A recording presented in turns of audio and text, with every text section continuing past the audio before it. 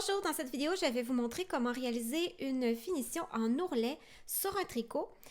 Ici, je l'ai réalisé sur un petit t-shirt en lin, mais vous pouvez bien sûr le faire sur n'importe quel projet. Ça peut venir remplacer les côtes au bas des manches ou du corps d'un chandail, par exemple. Donc, je vous montre tout de suite comment procéder.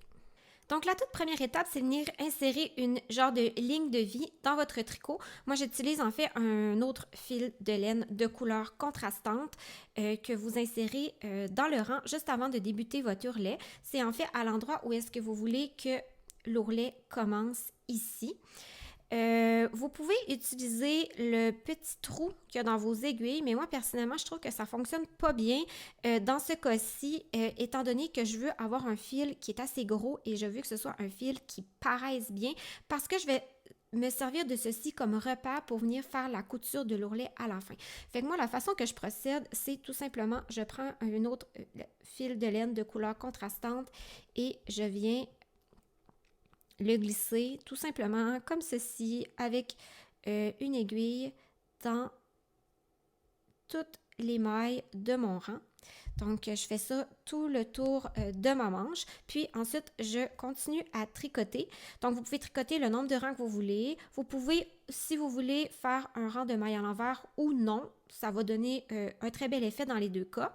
Et tricoter le même nombre de mailles un petit peu plus loin. Puis ensuite, on vient plier ça comme ceci et on va venir fixer le tout à l'intérieur en se guidant bien sûr de notre ligne de vie qu'on voit ici comme ceci.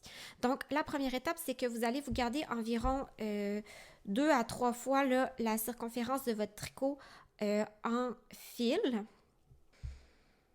Donc une fois votre fil coupé, vous pouvez insérer une aiguille à laine comme ceci. Puis là, vous allez venir localiser le début de rang. En fait, c'est assez facile. Le début de rang, on voit qu'il y a un petit gap. Là. Vous voyez, ça fait comme une petite marge d'escalier entre le rang ici de mailles à l'envers et mes rangs en fait qui ont été tricotés à l'endroit sur l'endroit. Donc, c'est vraiment ici ma première maille du rang. Comme ceci. Ici, donc, je vais venir piquer ici. Donc, je vais juste me faire un petit repère pour ne pas l'oublier.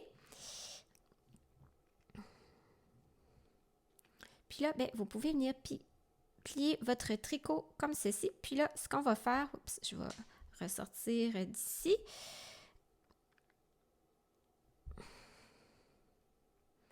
Fait que vous allez tout simplement venir insérer votre aiguille ici et ici, puis laisser tomber le fil. Fait qu'en fait, de cette façon, ça va nous permettre de venir rabattre les mailles et les coudre en même temps.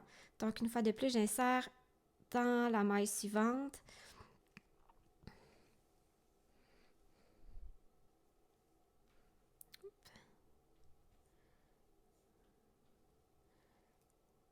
Puis, on peut venir serrer comme ceci. Fait que vous faites ça pour toutes les mailles sur votre aiguille. Puis, toujours en vous guidant de votre petite ligne de vie. Si vous n'auriez pas mis de ligne de vie, ça serait dangereux de venir faire une ligne là, qui est inégale parce que ça serait dur de suivre à quel endroit où est-ce qu'on est. Fait que c'est d'où l'intérêt de faire cette petite ligne-là. Ah, cette maille-là, je pense que j'ai oublié de la laisser tomber. Comme ceci. Fait qu'on insère dans la maille.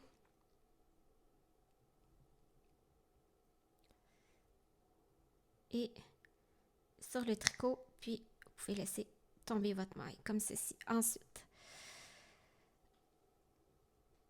Donc voilà, et une fois terminé, ça va vous donner ceci. Fait que ça fait vraiment une finition qui est super propre, puis une finition qui est vraiment très droite.